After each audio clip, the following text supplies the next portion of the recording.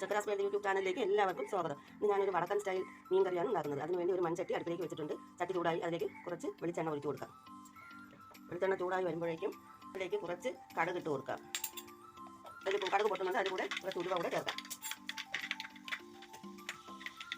അതിലേക്ക് നമുക്ക് ചതച്ച് വെച്ചിരിക്കുന്ന ഒരു കഷ്ണം ഇഞ്ചി, ഒരു 5-6 വെളുത്തുള്ളി ചതച്ചതൂടെ ചേർത്ത് ഒന്ന് ഇളക്കി കൊടുക്കാം.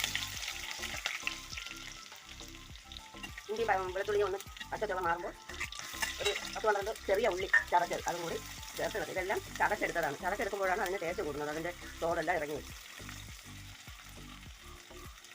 അതിലേക്ക് ഇത് 2 കറിവേപ്പില കൂടെ ഇട്ട് ഇളക്കാം.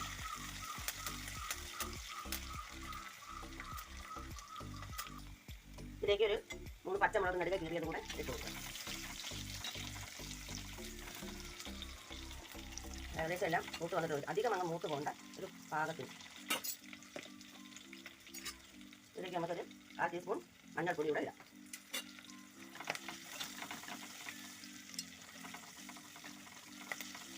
നമുക്ക് ഇനി മസാലപ്പൊടികൾ ചേർക്കാം.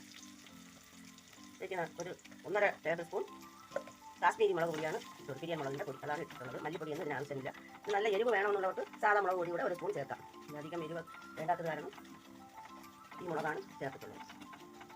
നല്ലവണ്ണം ഇതിൻ്റെ പച്ചച്ചുവയെല്ലാം മാറുന്നത് വരെ ഒന്ന് നമുക്ക് ഇളക്കി കൊടുക്കാം. ഇതെല്ലാം നല്ലവണ്ണം മൂത്ത് വന്നിട്ടുണ്ട്, മണമെല്ലാം വരുന്നുണ്ട്.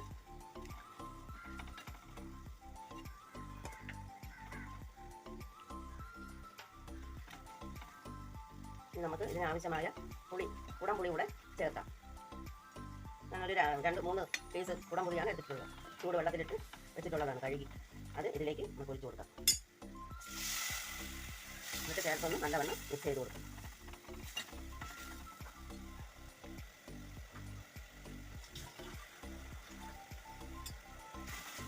ഇതിൻ്റെ കൂടെ നമുക്ക് കറിക്ക് ആവശ്യമായ വെള്ളം ആവശ്യമനുസരിച്ച് വെള്ളം ചേർത്താൽ മതി.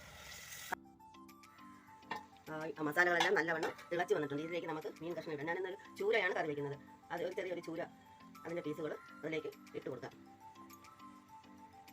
എല്ലാം നല്ലവണ്ണം തിളച്ച് വരണം. ഇതൊന്ന് ഇച്ചിരി വെളിച്ചെണ്ണ കൂടെ ഒഴിച്ചു കൊടുക്കാം.